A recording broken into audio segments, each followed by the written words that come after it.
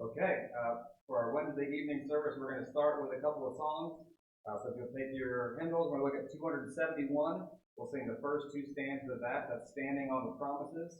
Number 271, the first and the second stanza.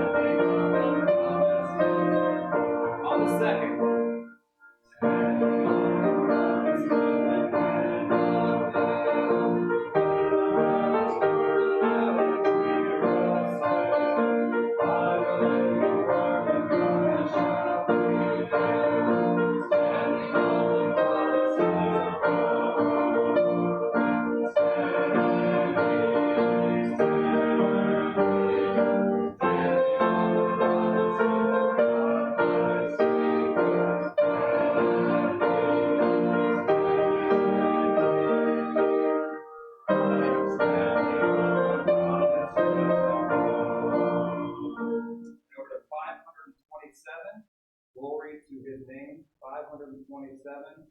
We'll sing the first, the second, and the fourth.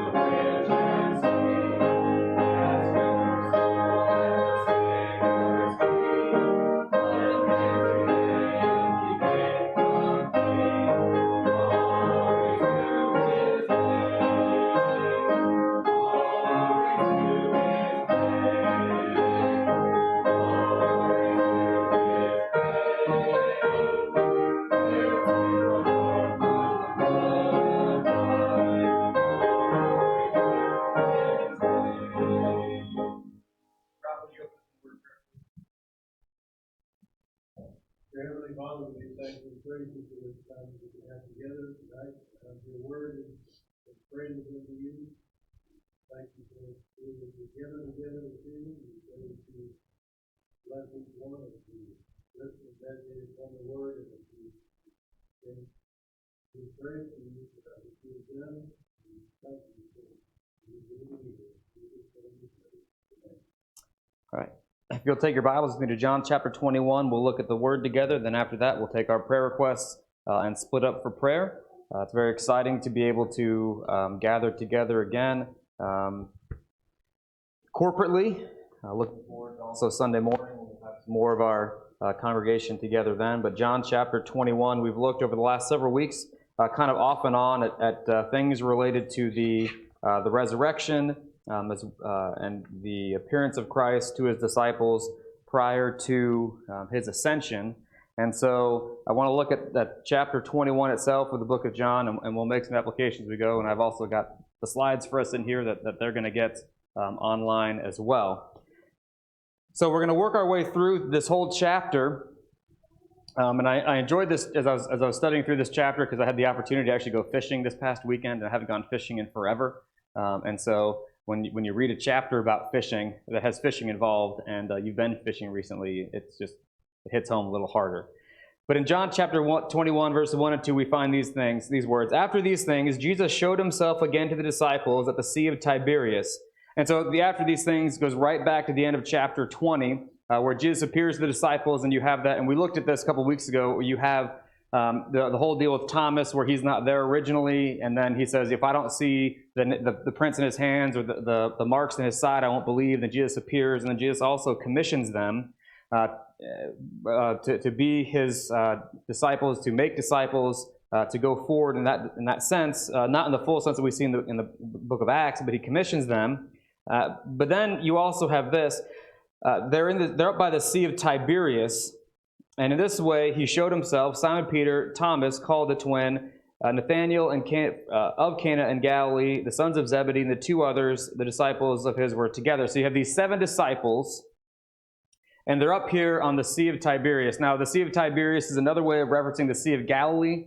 The city of Tiberias there is on the west side of the Sea of Galilee there. It's the lowest city you see there marked on that map. And this is where they are. This is where their hometown is, so to speak, because you have Capernaum up on the north side of there. Cana is not too far away. So this is kind of a place where they're very familiar with. It's a very beautiful place. If you've ever looked at pictures of this area, it's a beautiful area, with kind of rolling hills and mountains and things of that nature. But as they're there in verse 3, Simon Peter said to them, I'm going fishing. Remember, that's his occupation prior to being a disciple. Several of the disciples, in fact, were fishermen. And so, remember, Jesus, he has commissioned them in chapter 20 in a sense, but they haven't been commissioned as we see at Pentecost yet, where the Holy Spirit comes upon them and empowers and emboldens them. So there are some people who take verse 3 by the fact that he's going fishing as him rejecting what Christ has for them and saying, I'm going back to work. I don't think that's it. I think they're in this waiting period of this 40 days. They're waiting for what Christ is going to do. They're supposed to be in Galilee waiting. And Peter he's worked his whole life, and he's not one to sit around and sit on his hands. And so he figures, well, as long as we're waiting, we might as well be doing something. And so the something that he knows to do is to fish. And so he says, well, if we're just sitting around, I might as well do something. Let's go fishing. And so they said to him, the other 6, well, I guess we'll go with you also. They went out and immediately got into the boat, and that night they caught nothing, which reminds you of Luke chapter 5, one of the first times they have an interaction with Christ, where he tells them about catching the fish, and they haven't caught anything. And you remember that the fishing is usually best at night, and so they've been out fishing all night, and we're going through morning, and they've come up empty, which, as I went fishing this past week, I was up there for about 3 hours, and it wasn't until the last hour that I actually caught a fish, and it took me an hour to catch the one fish I was trying to catch, because I could see him like 20 feet away from me. I kept throwing the hook at him, and he wouldn't bite it, and he finally did, and I caught my one fish while everybody else caught like 15. But that's neither here nor there. So they caught nothing, so I sympathized with them. But when the morning had come, Jesus stood on the shore, yet the disciples did not know that it was Jesus. Now, if you think about what a boat was like they were fishing on in the first century, this is an image that I was able to find about what it would look like. These boats are generally around 25 feet or so. They found one, I think it was in 85 or 86, around the Sea of Galilee after kind of a drought that it had been underwater, and the level of the lake went way down. They were able to find one that they dated to around 40 BC, and it was about this size. It was 27 feet long, and so you get kind of a perspective. It had a single mast and deal on there, so it's not a huge boat. It's big enough to fit 7 or 8 people on or more, because the disciples traveled on one of these boats, all 12 of them, across the sea on more than one occasion. And so this is kind of the scale of what's happening. So you've got these 7 men on this boat. They're working at fishing, and they're catching nothing. And as you go back to verse 4, you see that on the shore, Jesus appears to them. But they didn't know it was him. So when you go to verse 5, then Jesus said to them, "Children, have you any food?" And they answered him, "No." And really the word for food there that he's asking is a little bit of food, or really kind of a morsel. And they say no. And he says to them, "Cast the net on the right side of the boat, and you will find some."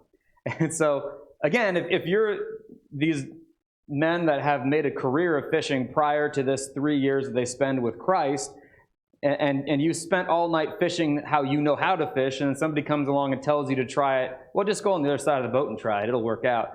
Most of us would just be like, and you can go on back to wherever you came from because we've been all night doing this. We've thrown on every side possible, and we've caught nothing, so leave us be, please. Verse 6, they cast, and now they were not able to draw it in because of the multitude of fish. And so here you have kind of one of the beautiful things about who Christ is. He knows exactly where the fish are. Is it a miracle? Does he put the fish there, or does he just know where the fish are? Does he move the fish there? Either way, it doesn't matter. He makes this happen. And so you have these men who are tired because they've been out fishing all night. They've caught nothing, so they're probably a little demoralized. And here this person on the shore who they've not identified as Christ yet says, just try it on the other side. And so they... I'd love to be part of the conversation on the boat where they're kind of like, well, what do we have to lose? Nothing, so might as well try it. Okay, well, Peter, chuck it on the other side. Okay, let's do it. And then as soon as they begin to pull it up, they feel the weight in the boat. It's kind of like when I was fishing on Saturday, and all of a sudden that fish finally took the bait, and that pole bent, and there was just nothing but excitement from there. I got to get, and I didn't know how to use my reel, and I was trying. It was awesome, but I got the fish in. And the same thing here. And so they can't pull this net into the boat because there's so many fish. Verse 7, therefore the disciple whom Jesus loved, that's John, said to Peter, it's the Lord. So one of the seven on the boat is perceptive. None of them knew what was going on. And as soon as John started putting these things together in his head, so this has happened before in Luke, and some people think that John just moves that account back here to the back. I don't think so. And who else would be able to know exactly what's happening but John? Well, not John, but Jesus, and John figures it out. So when Simon Peter heard that it was the Lord, he put on his outer garment, for he had removed it. And so it's a kind of a translation issue. They're trying to figure out exactly what's happening here. Peter hears John say it's the Lord, and he goes, I think he's right. And so either he has stripped himself down because he's hot and fishing, or he is taking his garment and he's putting it on and he's tucking it up so that he can swim. Because any of you that's ever swam fully clothed know that it's not easy to do fully clothed. That's why we have bathing suits that are shorts, and we don't usually wear long sleeves or pants or shoes. And so he ties his garment, he puts it on, and he ties it on is really kind of the idea there probably. And he plunged into the sea. One of the most beautiful things about Peter is that he just kind of does. It's the Lord. Well, how do I get to the Lord immediately? I'm not going to wait forever with these guys who are trying to get these fish in the boat. Jesus is more important to me than some fish. I'm going to be with Jesus. I'm going to put on my outer garment. I'm going to jump in and I'm going to swim. Now, we see here in verse 8, the other disciples came in the little boat, for they were not from far from land, about 200 cubits, probably about 100 yards away is the distance that he swam. Imagine swimming the distance of a football field fully clothed. Peter's probably a pretty strong guy, and we'll see that also as we go, because they don't ever actually pull the net in, as you see at the end of verse 8, dragging the net with fish. And so they realize they're not going to get the net into the boat, so the best thing they can do is drag the net to shore, and then maybe all get out and just pull it in. And so as we get to verse 9, as soon as they came to land, they saw a fire of coals there, and fish laid on it, and bread. And Jesus said to them, bring some of the fish which you have just caught. Simon Peter went up and dragged the net to land, full of large fish, 153. So just pause there for a second. So think about the scene. So we go back to verses 9 through 10.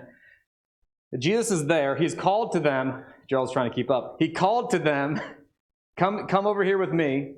He's got everything ready. It almost reminds you of the Last Supper a little bit, where Jesus, he washes the feet of the disciples, right?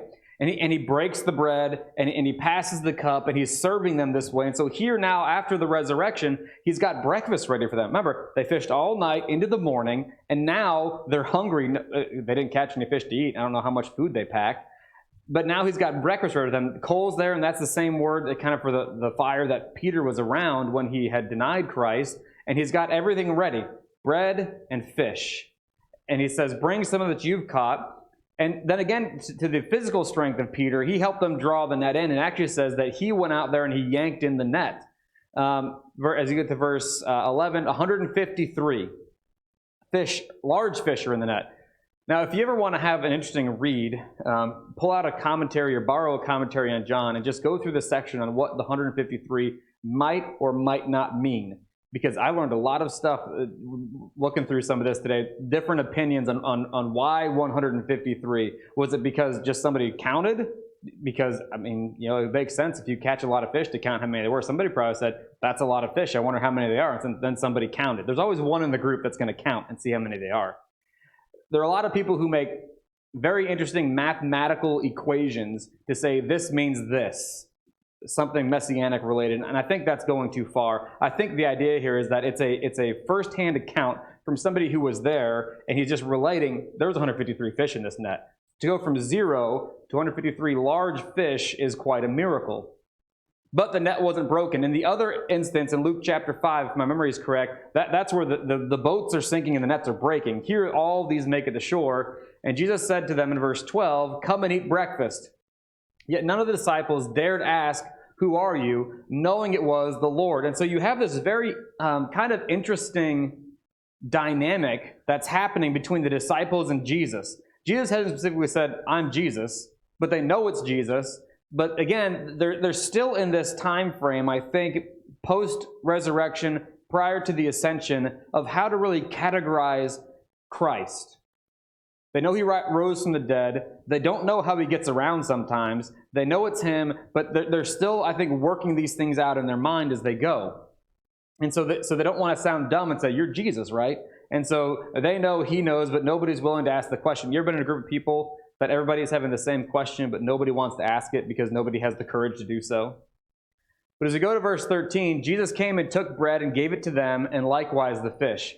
It's always a beautiful thing to see the way that Christ serves his disciples. He doesn't say, "Peter, come serve people," or he doesn't say, "Nathaniel, you doubted," or sorry, "Thomas, you doubted, come do." No, he doesn't do that. He serves his disciples. Again, you go back to the Last Supper. He washes their feet. All the things that Jesus does to serve these disciples. Now, verse 14, this is how the third time Jesus showed himself to the disciples after he was raised from the dead in the Gospel of John. So when they had eaten breakfast, Jesus said to Simon Peter, okay? Now, this is going to be where we get into the restoration of Peter. Remember, Jesus at the Last Supper had told Peter, 3 times before the cock crows, you'll deny me, and that exactly happened. Even though Peter was very boisterous and loud in his defense of himself, saying, "That'll never happen, I'll die for you." Even in the garden, he took out his sword, and he cut off a person's ear, which Jesus had to stop him, and he fixed Malchus's servant's ear. But then after that, his courage really wanes, and he does deny Christ 3 times, sitting around the fire in the court of the high priest. And so here now you have this restoration. Peter denied Christ publicly, and now publicly in front of the disciples, Jesus is going to restore Peter. And so he says to him, "Simon, son of Jonah, do you love me more than these?" So what are the these that he's asking about? And we'll get to the love part here in a second. The these has 3 possible reference. The people he's sitting at the fire with, the items he's using to fish with, or not just the people that he's sitting with the fire with, but more than they do. So do you love me more than you love Peter, James, and John? Do you love me more than you love fishing? Or do you love me more than they love me? And it's probably the third one that is the best option. It's probably not the fishing tackle, although some can make a case for that. And it's probably not the first one saying, "Do you love me more than you love them?" So it's either the first or the third is probably the referent that Jesus is making. Do you love me more than you love these 6 guys, or do you love me more than they love me? And it's a question, I think, of more of the veracity of his love. Now, there are a lot of people who look at the love there, and you'll see both Greek words, agape and phileo, in there. And there are a lot of people who like to make the case that agape is a deeper form of love and phileo is not. But the problem with that is, as it relates to the Gospel of John, is that John uses them interchangeably. For example, when Jesus talks about his love for the Father and the Father's love for the Son, he uses both words. The Father phileos the Son phileos the Father agapes the Son, and the Son agapes the Father. So in the Gospel of John, he uses agape and phileo interchangeably. So I don't know that you can say that Jesus is making, or John in his recounting of what Jesus is saying is making a big deal out of this. Because normally what you have is Jesus says, "Do you agape me?" And Peter says, "You know that I phileo you." And that happens 2 times. And the third time, Jesus says, "Do you phileo me?" And John says, "I phileo you." And so I don't know that you can make a huge deal over the way he's saying love, because in the Gospel of John and at this time in usage of Koine Greek, those terms were fairly overlapped, is probably the best way to say that. Either way, we're going to get into the question. He says, "Do you love me more than these?" And he said to them, "Yes, Lord, you know that I love you." And he said to him, "Feed my lambs." He said to him again a second time, Simon, son of Jonah, do you love me? And he said to him, yes, Lord, you know that I love you. Then he said to him, tend my sheep. He said to him a third time, Simon, son of Jonah, do you love me? Peter was grieved because he said to him the third time, do you love me? And you can, I think, understand Peter's grieving here where Jesus is saying, do you love me? And Peter's like, of course you know that I love you. Why do you keep asking me this question? He's going to say here, the very next statement is, you know all things. You know that I love you. Why do you keep asking me this question when you know the answer? And I think the purpose of asking the question 3 times is for him to restore him after he denied him 3 times. And so he says to him, feed my sheep. So you have here, there he says, feed my lambs, tend my sheep, and feed my sheep. So you have Christ restoring him publicly in front of these other disciples and also giving him a job to do. And we'll cover that here in a minute as we go. And he says, most assuredly I say to you, when you were younger and girded yourself and walked where you wished, but when you were old, you stretch out your hands, and another will gird you and carry you where you do not wish. And so he says this in verse 19. It says, he spoke, signifying by what death he would glorify God. And when he had spoken, he said to him, follow me. Now, this is an interesting turn of the conversation between Peter and Jesus. Because as you go back one to verse 18, after restoring him and giving him direction as far as feed my sheep, which is oversee the flock. And it's not, I don't think, given to him specifically as though Peter is the one disciple / apostle who is in charge of the church, okay, as much as all of them are. Because you see that later on as Paul writes to the Ephesians and the apostles write to other churches about other shepherds shepherding the flock of Christ. But here in verse 18, he begins to talk about Peter's coming death. And so that's exactly what you see here when he says, when you stretch out your hands, another will gird you and will carry you. Stretching out your hands was a very common way of talking about crucifixion. And we do know from church history that Peter was crucified in Rome under Nero, most likely. Whether or not he was crucified upside down, that comes into church history around 212 or so AD. So take that with a grain of salt, but we do know that he was crucified. And so that's exactly what he's talking about here. So can you imagine, though, being Peter and knowing that at some point, well, I mean, everybody knows they're going to die eventually unless the Lord comes back, but knowing that you do have a date with destiny, so to speak, and it's going to be with a cross. And so your entire ministry is knowing that at some point here, the thing that Christ has told you will come.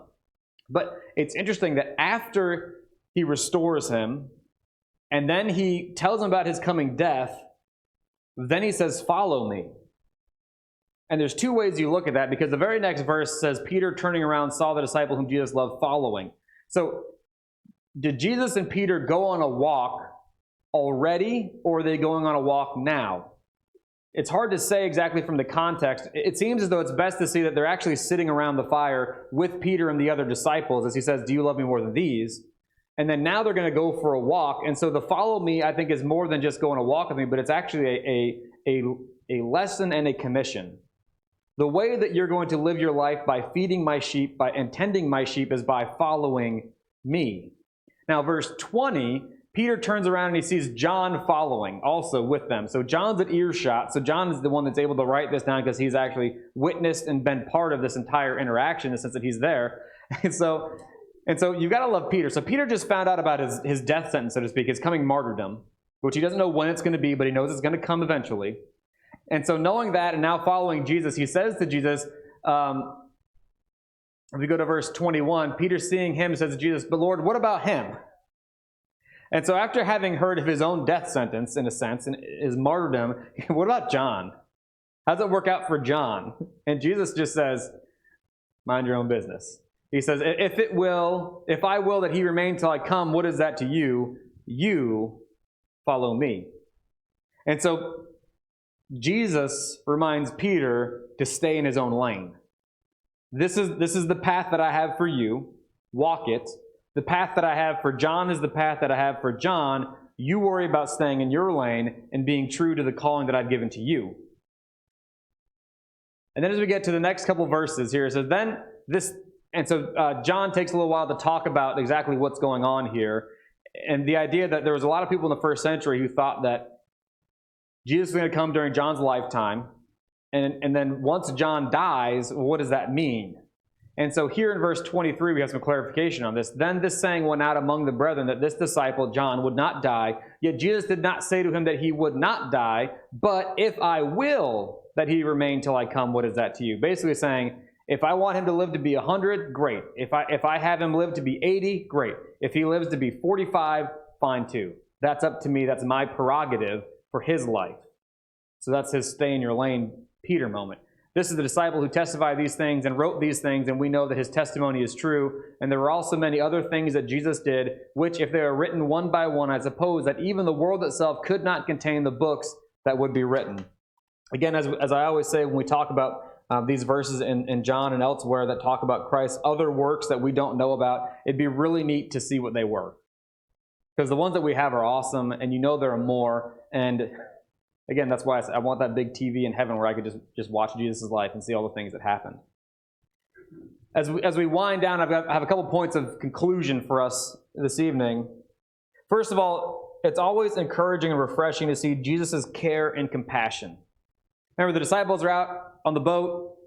When Jesus appears to them, he appears, and it's actually the word is revealed, which is a Johannine theme about Christ revealing who he is. He is the eternal Word, the eternal Son of God. But that's another sermon. The care and compassion.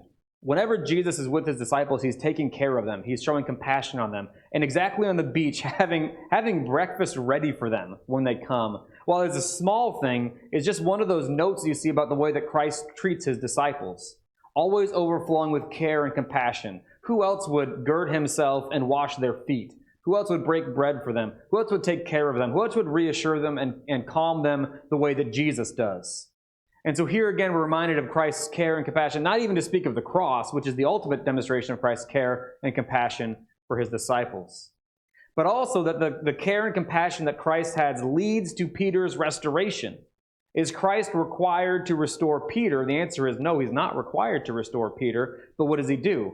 He demonstrates love and mercy, care and compassion, and he restores Peter, not privately, but publicly. Now, we do know from the Gospels and 1 Corinthians 15 that there is a one-on-one encounter with the resurrected Christ and Peter, which we don't really have any information about, but it does happen. What that conversation was like, I don't know, but we see here a public restoration of Peter, which is a result of Christ's care and compassion. But also, Christ's care and compassion leads to restoration. Restoration leads to commission. Follow me. Tend my sheep. Feed my sheep. Peter isn't restored to do nothing. He's restored to work. He's restored to do something. And we see that as you go through the book of Acts, and as you follow church history, that's exactly what happens. After we have Acts chapter 2 and Pentecost, boom, Peter takes off like a rocket. But we also see that following Christ involves risk. What does Jesus tell Peter? Eventually, following me will lead to your death. But ultimately, we also see that death will glorify God. And that's the closing point there. Glorifying God is the result. What is the point of Jesus' interaction with his disciples? What is the point of the entirety of Scripture and redemptive history? But it's the glorification of God through the things that he does. And he allows us to be a part of it. So I'm encouraged this evening as we look back through this to think about the care and compassion of Christ, which leads to restoration, something that we all need. Leads to a commission, something that we all have, but it involves risk. You know, people talk about risk right now as it regards to coronavirus, and you know, I don't know, be careful. Life is risky in general. Just driving over to church here involves risk, you know? And so following Christ also involves risk, but ultimately, the end result is what is key here, and that is glorifying God. Father, we love you. We thank you for the opportunity to spend some time in your word tonight. We thank you for the compassion of Christ on display there by the Sea of Galilee. We thank you for the restoration of Peter, for the commission of Peter. Also, as we think about risk in life, not just in our daily life, but risk in following Christ, we know that Christ told his disciples and us that following him, the world would hate us. We'd be marked out by our love. And so help us to be people who aren't afraid of risk, but openly embrace risk for the sake of following the gospel so that you would be glorified ultimately. Lord, we love you. We thank you for it. In Jesus' name, amen.